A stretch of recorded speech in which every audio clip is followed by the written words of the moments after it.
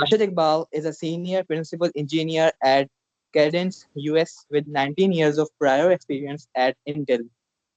A chip design expert and timing expert, he graduated from UET Taxila in 2000 and is the founder of the ChipXPRT YouTube channel, where he shares insights on semiconductor technologies. His extensive industry knowledge and passion for mentorship make him a distinguished figure in the field. His journey is both inspiring and deeply impactful. Thank you for being our speaker today. This session is a question and answer session, so I advise you all to cooperate with us and start asking your questions one by one from our speaker. Thank you. Okay, thanks for the introduction. पूछे question बिल्कुल openly freely, कोई formality नहीं है, किस किस्म के आपके पास fair हैं, टेक्निकल नॉन टेक्निकल, जो भी आपके जहनों में है ये आप लोग पूछें, इतना फॉर्मल ना हो। मैं यूटी टेक्सला से हूँ तो ज़ाहिर I have a different attachment with UT Taxila and with all of you. So पूछें, आप खुल के पूछें, उर्दू पंजाबी इंग्लिश किसी में भी, शायद ना करें। No question is stupid question. Stupid question is the one that you don't ask.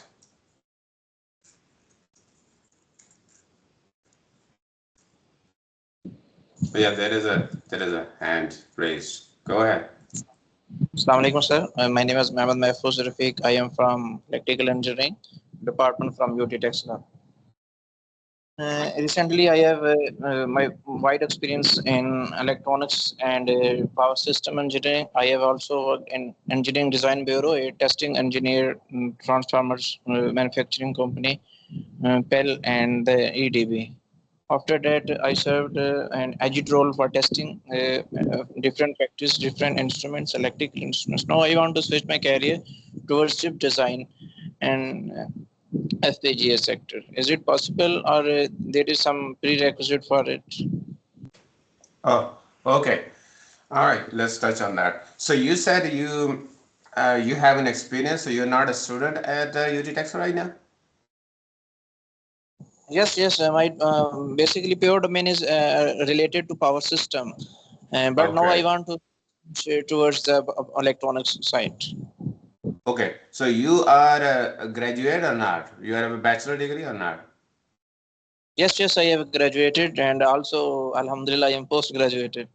Oh, so you finish your bachelor, right? Just to understand your situation properly. So you finish your bachelor, and then you work in the field and power system, etc., for how many years?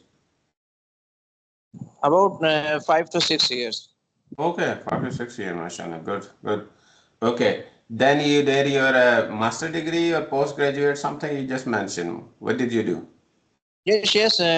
During the epidemic of COVID, at that time I started my master graduation, and then I have also one paper publication and IEEE conference. Okay, mashallah, very good. So what was your master focus of your master degree? My focus is on the algorithm side. We have to analyze the algorithm of dimension learning hunting based strategy to solve the problem of economic dispatch using power system and power generation problem. So you're doing a master right now, right? I have completed master. So. Oh, you finished that. Oh, I thought you said I am doing. Okay, so you finished your master. You have 5-6 years of experience, and now at the moment you are working in the industry or you have a job, correct? Yes, right, exactly. Okay, all right. Now it was important to understand your situation. Sorry, my speakers are not that high enough, so I have to get a little bit closer to the laptop. Okay, I understand your situation. Okay, so question is a pretty common question. I think, thank you so much for asking that. Okay, I like to go into chip design. For example, I want to switch my field, right? And a lot of people ask this question. Even within chip design field, there are many subfields, and people sometimes spend 5-6 years in one field, and then they ask question, do we need to go to another field or not? Okay, so first thing is you can always switch a field. right? This is a game of passion. If you don't have a passion in one area, you're doing just for the sake of just like a life moves on, or you just got into it and somehow you don't have a passion, you don't have a love, and you don't just like that work, um, then there's no point in doing that, right? Um, yeah, I'm not saying, for example, chip design is what I'm really passionate about, but most of the things that chip design I like doing. There are always some things in every field that you don't like. So you're not gonna get a something which is 100% fun, okay? In every field there is, but as long as majority of the work, general work that you really like, which I do for chip design, I think that that's a good spot for you to be in because if you have a passion, you have love, then you're gonna work hard, you're going to excel in that field and it will be good for your career coming. And if you're not, you're kind of dead in a way that, okay, you just go there, do the work, come back, just passing life, right? Then you will just stay very mediocre or low, or eventually people gonna pass you and you will be just sidelined or you're gonna leave. Okay, so the first thing is uh, do in an area that you have a passion of. Now, passion doesn't mean that there are some phases of life when suddenly things come, you experiment something, you like it, all right, you didn't, eventually you start working on, you don't like, you come back. So sometimes it's like that, but still I feel it's good to experiment that. Now, everything comes with some disadvantages. Okay, so when you fresh start, you are just in the market and whatever basic salary you have, just get it. You get on with it. Okay. After 5, 6 years now, after graduation, some people are married. You have now commitment, wife, kids, or even if you're not married in Pakistan, we live in a combined family. We take care of our parents, brothers, sisters, siblings, and all that. So there are responsibility now with your income, with your job. Now you have other commitments. Now you cannot ignore. If you ignore, just think of the career you. That's it. You want to switch now field, as in your case, right? So the first thing you will face, okay, that you are coming into brand new area. Totally, you can do it, but you will come into it. You will live on a lowest salary, whatever the field gives you, for a little while, right? You understand that? Now, if that is okay, great. You know your circumstances, you know your situation. It will take you again 2, 3, 4 years to compete with in that field with others and be at the level where you are right now in the other field. I don't know where you are in that field, but that's what I would generalize. Okay, so back to your question. Totally, I think passion wise, you should definitely always think of what you have passion of. You should do that thing.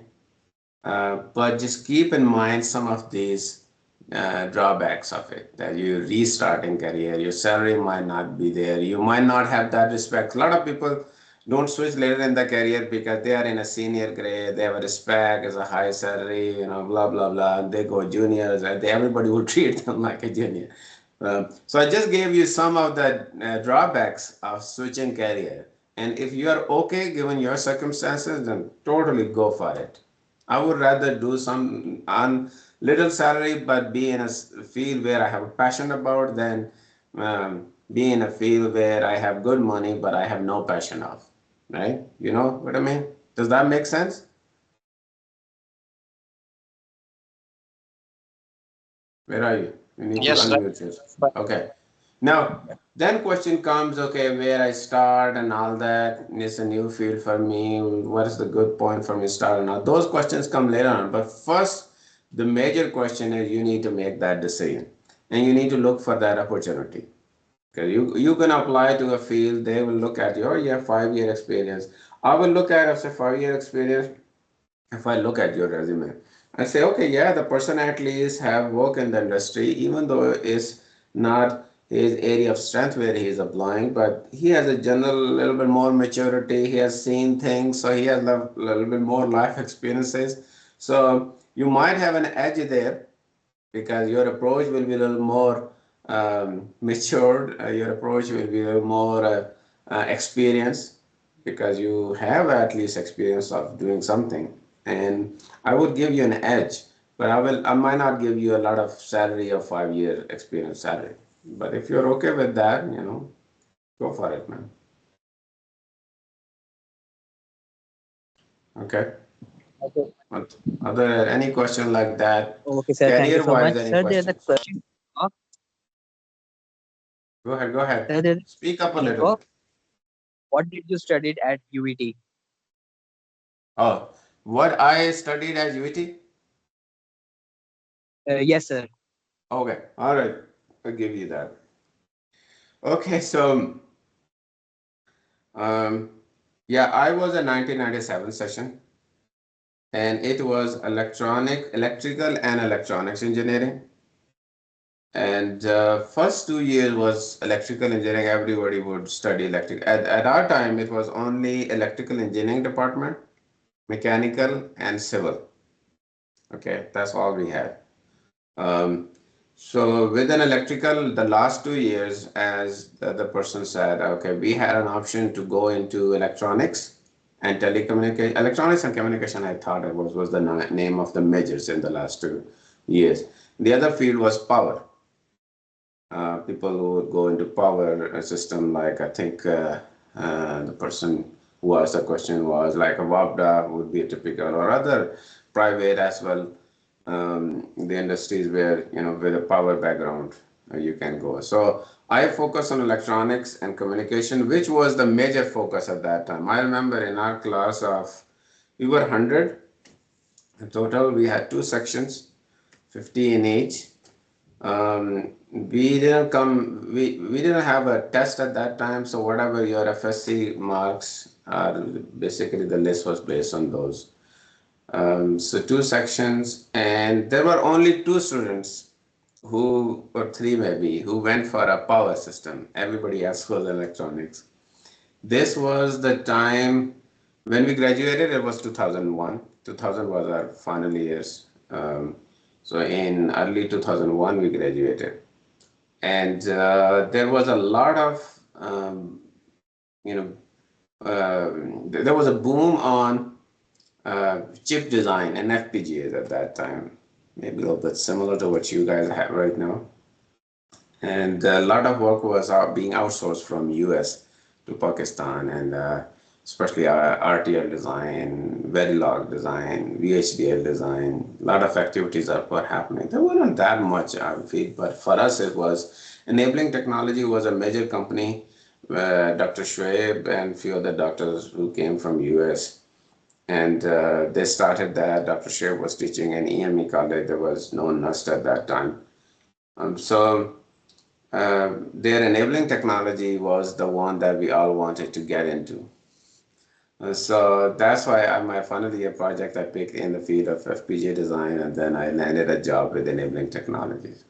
Sorry for the long answer, but hopefully that gave you some background. We didn't have any computer engineering, computer science, or other fields, but I think UET Taxila has grown quite a bit, I believe. Okay, good questions. Keep them coming.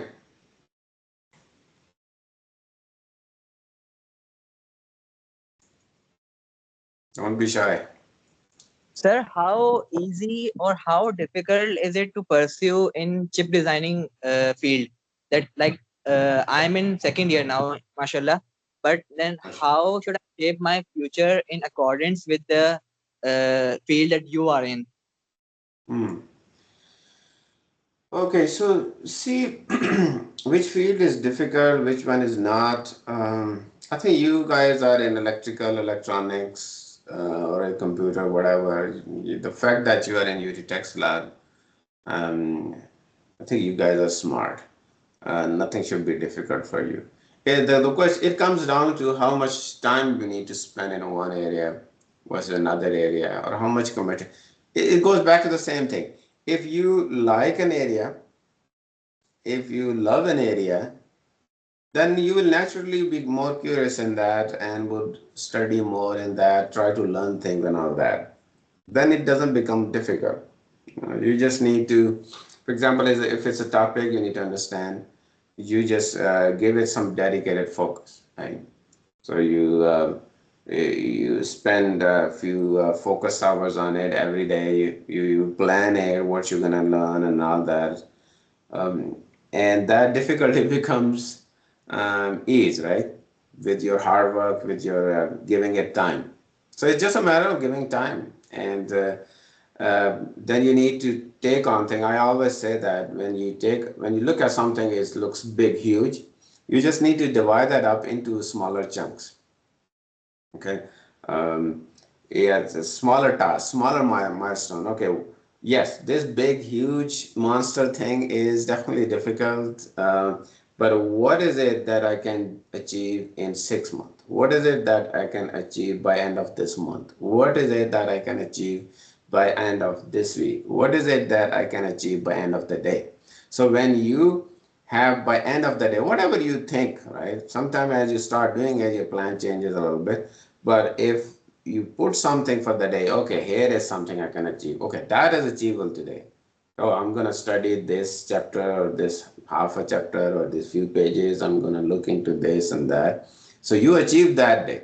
So set your milestone, your goal, maybe daily or every 2 day, whatever you are comfortable with, and go according to that. Right? Then it doesn't feel difficult because every day you're spending some time, you're getting feedback that you're learning something or you're feeling, maybe I didn't expect it the way what I thought originally it would be, but now I need to change something. So, those things are important. So nothing is difficult. It's just a matter of what passion you have and how much time you give it and how you give it. Thank you so much for the clarification, sir. So what are the main stages in the chip design process from concept to the production side? Hmm. Okay. Yes, the stages are, let's say I want to design, again, it depends on, let's pick up an example. It's much easier then. Okay, let's see, I'm designing an, an AI chip, right, which is going to be used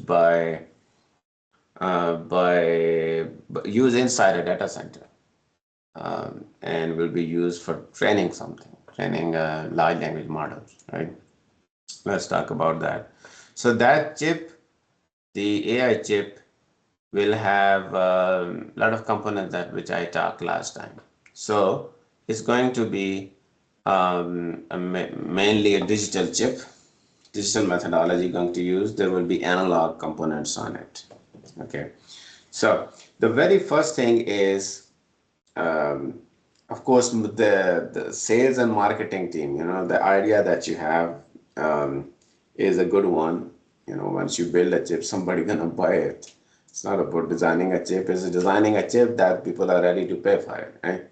So, but assume that thing is already done and you are into designing stage right now. So, designing wise, the very first stage comes architecture. Somebody need to put the high level.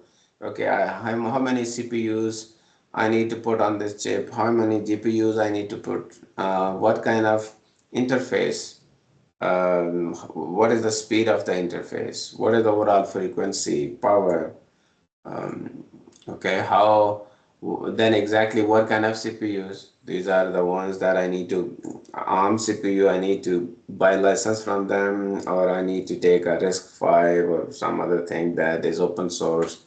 So somebody need to put that whole picture together, right? That is called architecture. Now within architecture, there are so many sub areas. Somebody need to look into the power. Sorry. Somebody need to look into a particular CPUs to CPUs, CPU to GPUs, then into the IOs, it's PCI or it's high speed SerDes or whatever, blah, blah, blah, blah, right? So that architecture, once the architecture is finalized, then you come down to like, let's say you pick RISC-V and you want to design a RISC-V chip, RISC-V, somebody has that. So then you come into micro architecture. testing. That's like putting different blocks together. So again, it's kind of architecture, but now we're getting a step closer to the implementation stage. One architecture is microarchitecture is done. Somebody needs to design those things. Let's say majority of the chip is digital, and you're relying on some other companies to build analog. By the way, you can't build everything from scratch in your company. You always rely on somebody else doing some part of the work. So let's say your expertise are mainly digital and integration, and you rely on somebody else doing the analog. So you already decided who you're going to buy from, what they're going to give it to you. So you are now coding.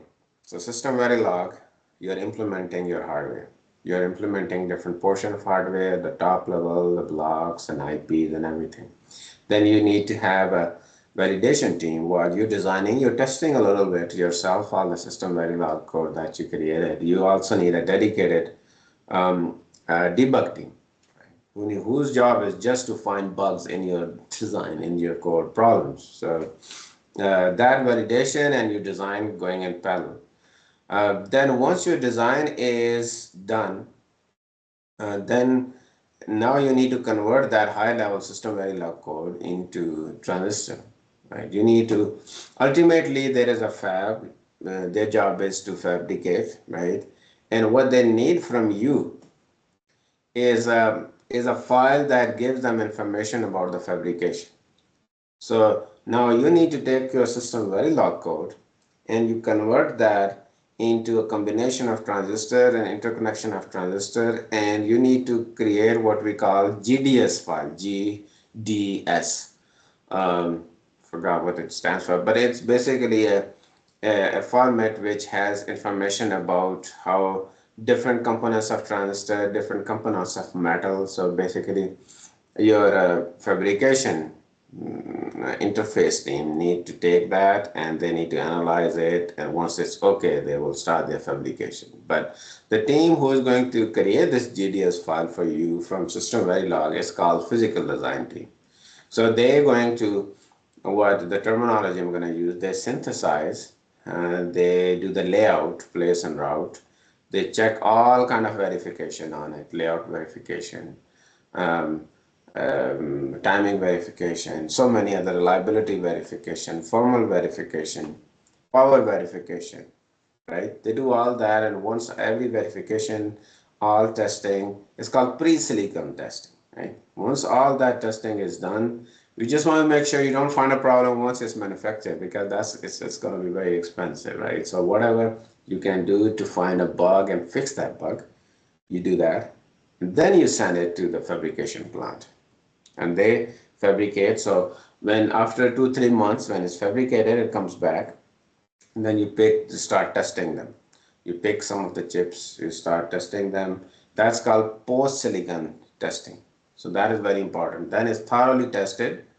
Maybe some engineering samples are given, so some clients, customer for some testing, but you're still kind of getting it ready for your quality.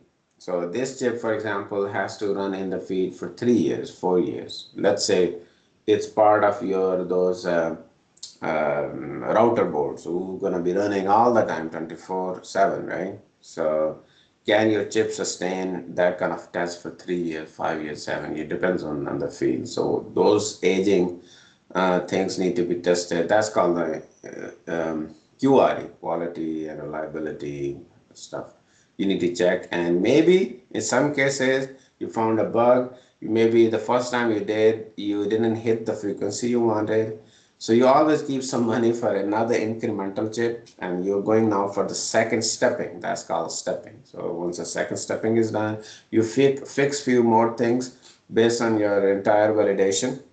And you just hope that, you normally hope that first time chip is working, but there are always things that needs a little bit fine tuning. So you do fine tuning in the second stepping, and hopefully when it comes back, everything you test and is ready to give it to customers. So that is the life design cycle of the chip overall. But of course, there are so many sub feeds within each area as well. Make sense?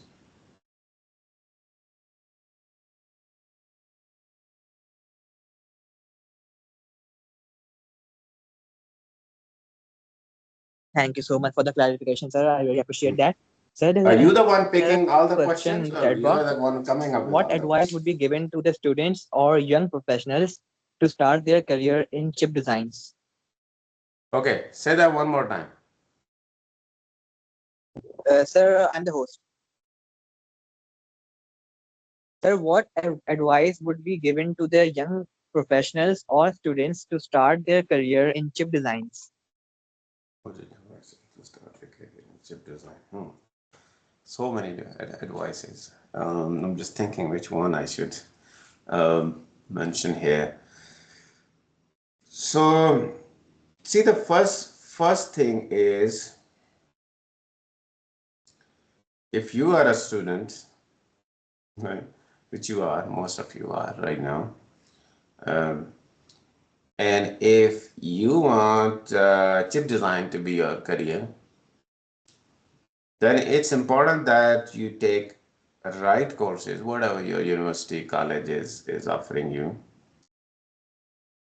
and do your best to study them as best as you can. Um, get help from your teacher. If you think you're not able to get much help from your teacher for any reason, they don't have experience, or you don't understand things, that's okay.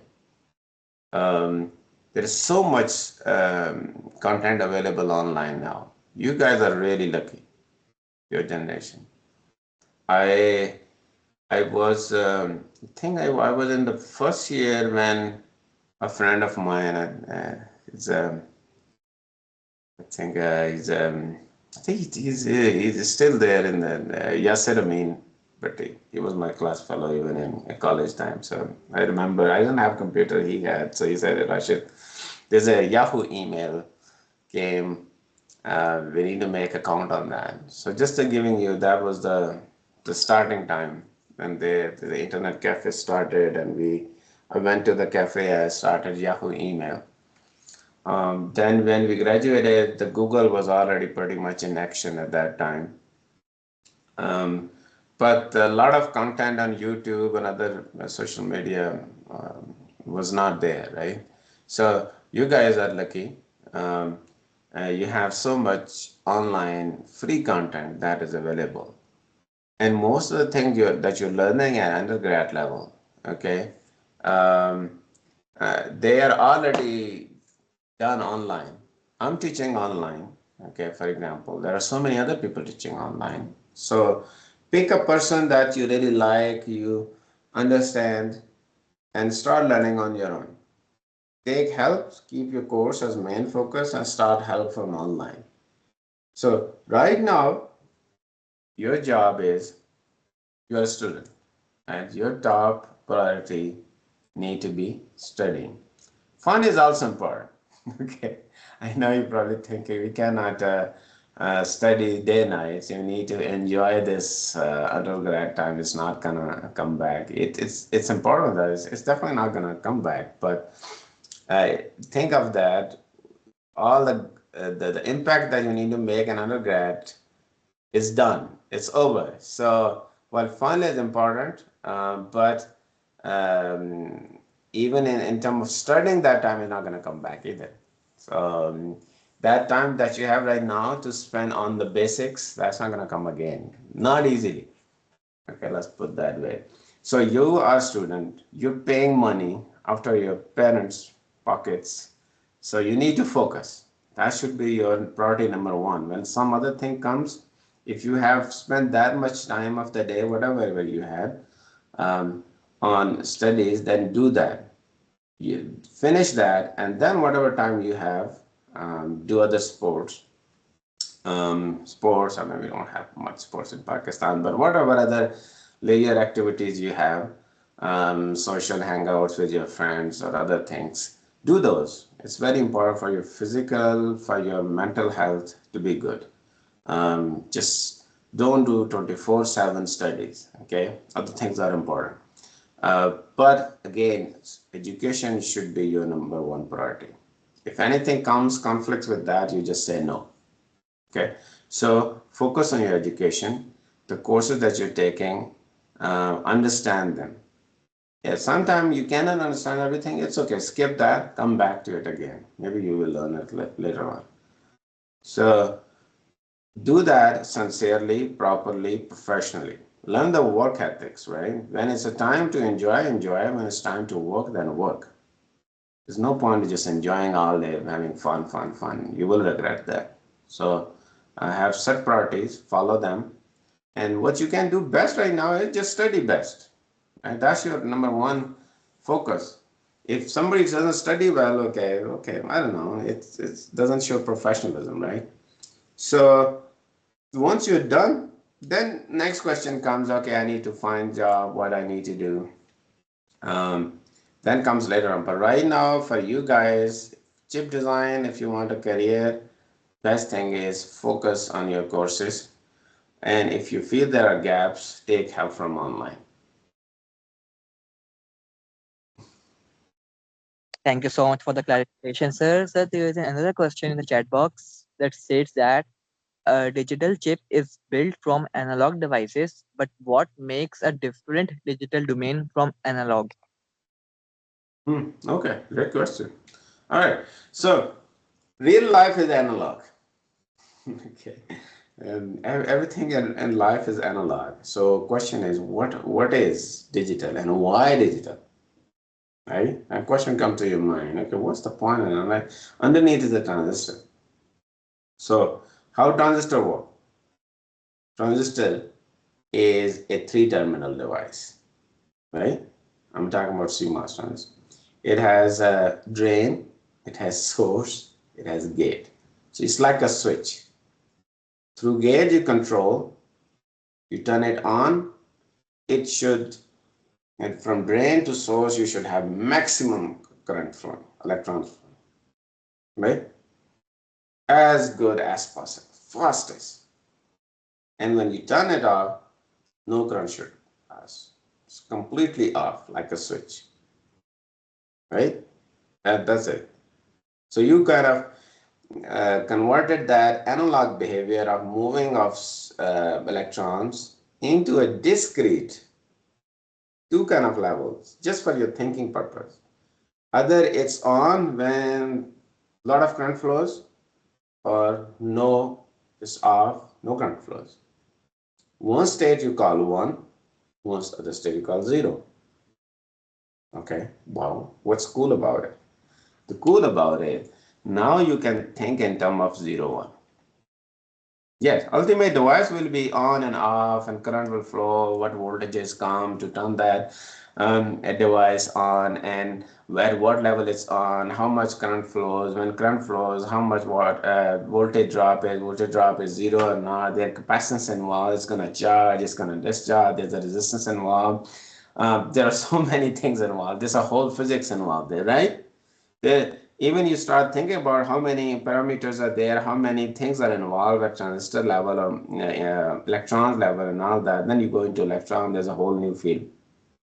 There's a classical physics, there's quantum physics, or what kind of. But by just saying 0, 1, you just kind of, for the moment, you're just ignoring all the details inside. That's the beauty, right? And now when it's 0, 1, now if I think about only 0, 1, I mean something is on, something is off, I can go into another field of binary now. It's 0, 1, okay. I can add 0, 1s. Right? I can combine so many 0, 1s together. Wow, I can generate a unique pattern of 0, 1, and with that I will be able to send very different information outside. I can maybe create some logical arithmetic devices which can add these one. I mean, the whole goal is you give information to a chip, it processes that information and generates a new information, right? To solve our problems. And maybe I can solve a lot of practical problems with 0, 1s. Now, some people start looking algorithms of 0, 1. Oh yeah, you can do so many beautiful things with just thinking 0, 1. Right? So it's an abstraction you're working with. And you have simplified that abstraction. And now your job is, your life is easy because now you're just thinking of 0, 1. Not thinking of thousands of other concepts there. But that doesn't mean those concepts don't exist. They exist. But some people looking into binary or looking into digital, you can focus on entire architecture there, just 0 1. You can draw entire computer architecture. Um, you can create so much different implementations, hardware and all that. But just thinking what? 0 1. Easy, right? So that's the beauty of abstraction levels. 0 1 0 1 help us to build a lot of things on top, as long as underneath we can switch a device on and off. Now, if that on and off doesn't work, then this entire building that you created on top is not going to work. Okay, so that's why the people who manufacture transistor, work on transistor, their job is to make it as good an on-off device as possible. A really good transistor, really good chip manufacturer is the one which can build that transistor, which can be 0 1 0 1, because then entire building that we build on that abstraction level of 0 1 is really going to be useful. You see the point? That's the advantage of. That's why so much logic is in digital, because it's easy to think that way. It's much easier to build that way, as opposed to now if you have to tune every transistor a little bit here, a little bit to kind of give that analog information, that you can think that you won't be able to work on billions of transistors. You will be working on few tens of transistors. Even those will make your life super difficult. So that's why analog portions are very small, fewer transistors. Because that's where maybe you're doing not 0 1, maybe it's a little bit different thing you're doing, which you cannot get in analog. Because eventually the real signal voice audio is like an analog, different voltages there. So maybe when you can work on at that level, you fine tune it by fine tuning transistor, but the majority of the work you can do by staying in digital, and that will make your life easy. Hope that makes sense. Thank you so much for elaborating on that topic, sir. Coming graduates You're breaking a little.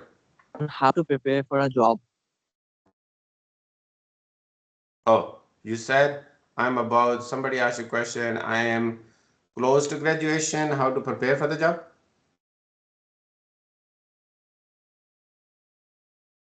Is that the question? I cannot hear you.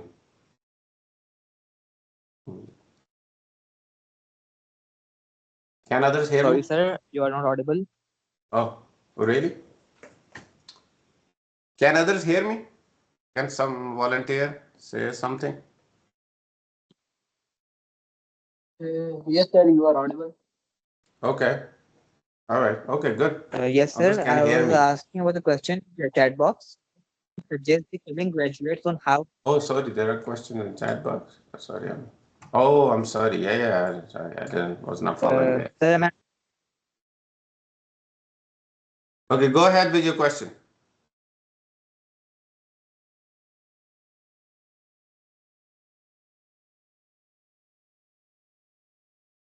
Sorry, I just started looking in the chat room. It's hard to hear you. I cannot hear you. I don't know if others can hear you.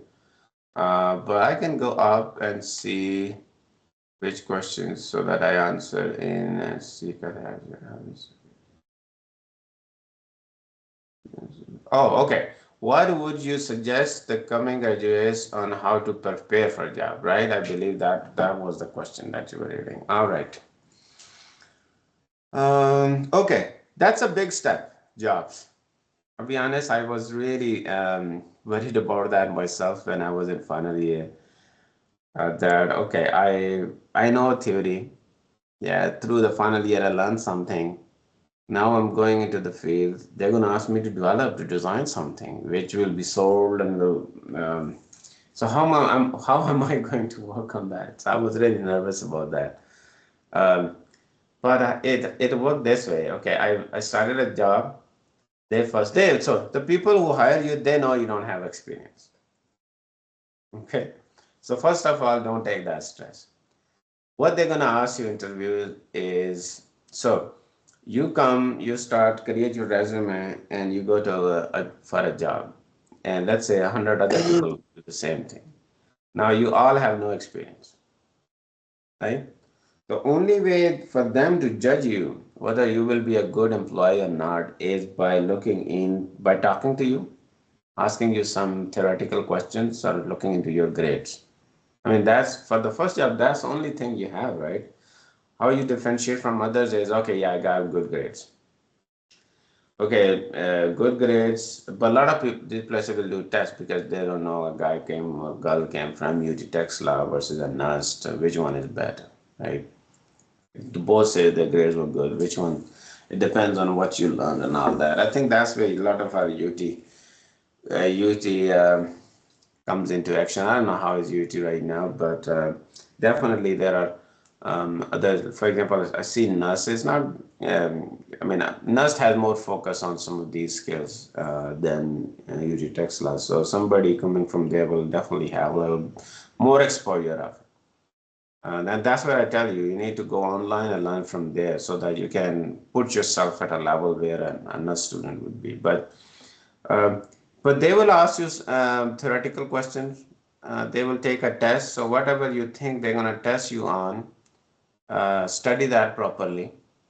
Um, doesn't mean if you fail something, if you're not able to get a job, don't get distressed, disappointed.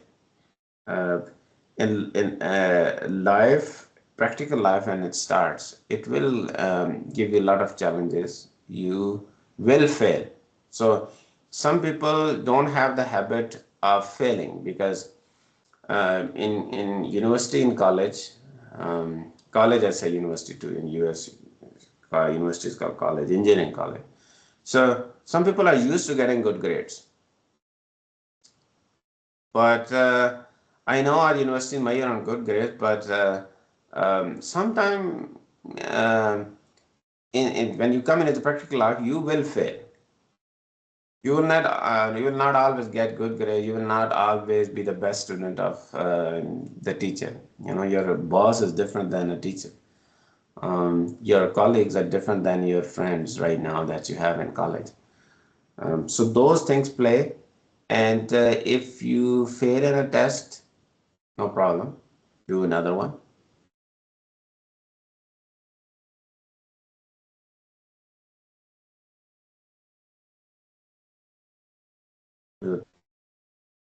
Okay, as long as you're learning something failure, and then that learning you're applying, and you're not making those mistakes again, that will help you. Third time, fourth time, you will get something.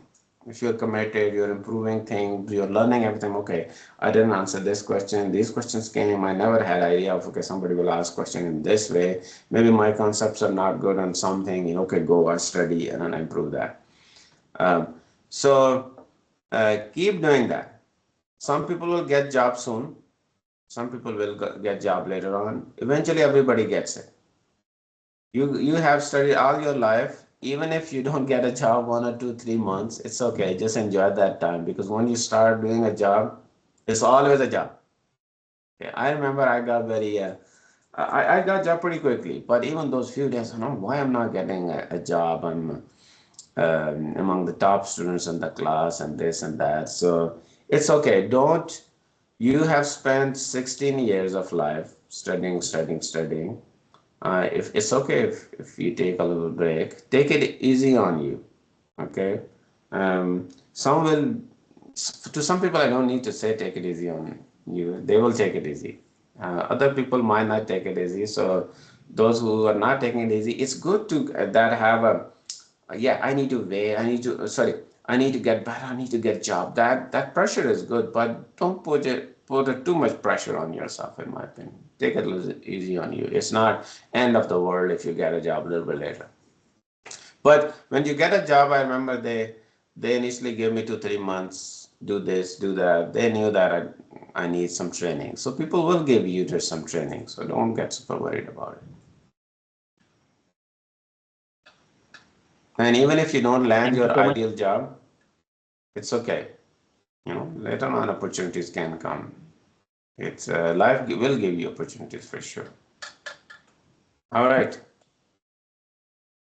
Sir, there is another question waiting in the chat box. What online courses would you recommend for chip designing? Yeah. Okay. So by the way, this is here. I am starting a Refresh 2025 series. Right now, I've been teaching online for about a year now. Last year, I started teaching logic design, digital system design, computer architecture. I didn't do that much. I did some paid trainings, but then I moved to physical design because I had to give a training in Saudi Arabia. So I gave that, and since November, I was focused on physical design. So my area is physical design. If you remember, I mentioned about physical design a bit earlier, but I work on other areas as well. So I'm right now refreshing my curriculum, and this new curriculum, since I teach part time, just volunteering, I take a little bit longer. So right now, my refresh is where I'm going to design and implement, verify, and do physical design on a RISC-V processor. And I'll use only open source and free tools. So follow me. Some people have time. This is their final year, or they are in first year. That's even better. So I will take almost a year, um, but I will take you through all the things that you need to know for in order to start a career in chip design. So follow me. But generally, if I ask you, okay, if you're following somebody, if you have less time, okay, your logic design should be good. Your digital system design should be good. Typically, that's why I pick RISC-V architecture or any other computer architecture. It's not knowing about everything about computer architecture, but it's like solving a practical problem with the digital design techniques that you have learned. That is the important thing. For example, somebody asks you design a traffic controller for me. I want to put that chip somewhere there so that it takes some inputs and changes those light signal from yellow, green, red, and all that with certain time. And there are pedestrian crossing. Okay, you need to have a sensor there. Pedestrians come, you need to give priority to them. Cyclists come, you need to give priority to them. Some sort of practical example and how you can design a digital system to solve that practical problem. That is the thing that you need to have intuition of to be able to build that. Okay, so and that will come with typical courses, logic design, computer architecture, but typically the way those are taught looks very boring to be with you. If you say I think university, the way they taught us, it felt like, okay, why I'm doing this, why I'm doing things. So that's why I'm doing this RISC-V architecture, implementing that so that students can connect dots. Okay, I'm learning binary addition, why? Because of this. I'm learning multiplexer, why? Because it's used there. I'm learning decoder, why? Because it's used there. I'm learning exclusive OR gates, why? Because it's used there. Okay, so everything has a application. You just need to know that.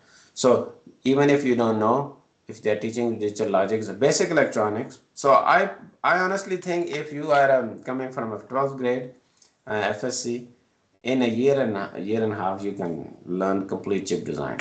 But universities, colleges, even here, take you for 4 years, and they taught you so much stuff that it's okay if you don't know. But still, you need to learn that, get grades, and all that.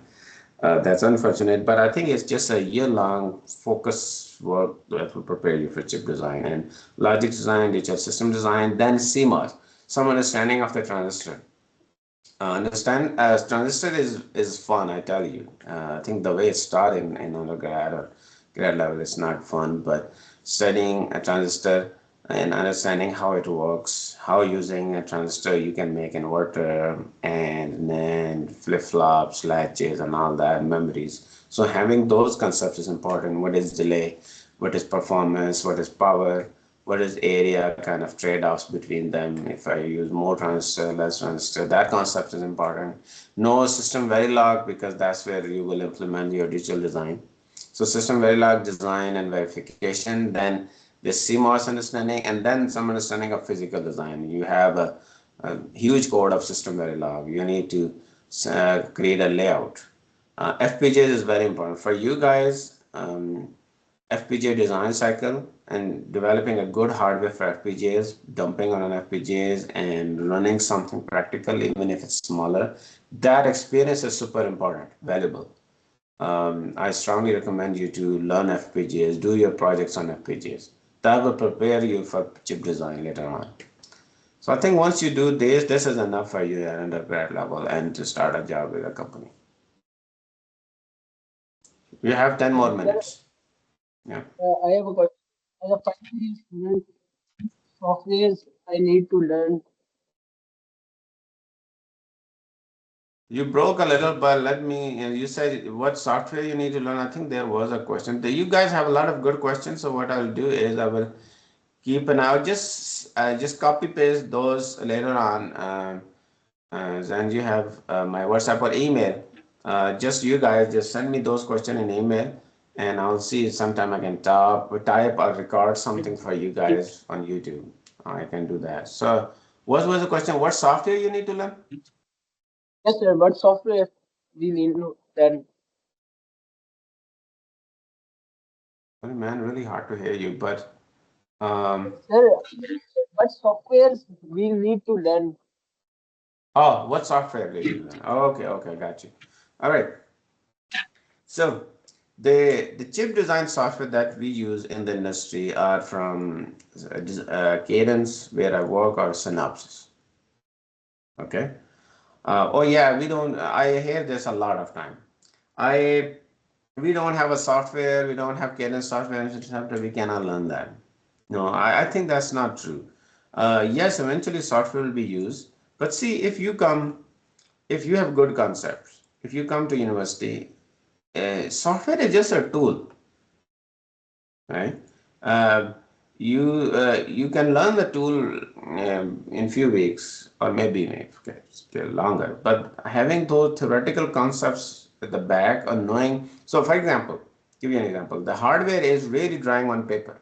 Different building blocks, gonna draw mux here, decoder here. I'm gonna select this enable signal, this go to the memory, blah, blah. You can draw complete hardware on a paper. And then I typically use that paper and then I code that in system Verilog. I don't think software is like a software. I draw paper and then okay, then software you put it in, you simulate and all that. But there are some open source options. I know those are not the easy ones, but I recommend if you guys don't have access to software, this series that I'm going to start on my channel ChipXPRT, it will be on free or open source tools. And my goal is really give you the concepts. Okay, this may be free software has a limited capability, but it will have that basic capability that you need as a student to learn. And so use open source. These are open source called because people can contribute to development that and everybody can use that. So search for the open source tools. A lot of tools in Pakistan you can get, especially in chip design, FPGA design, free, or you can get from here and there. So wherever you can get, use them. But I think even open source tools or softwares that should be good for your level to understand.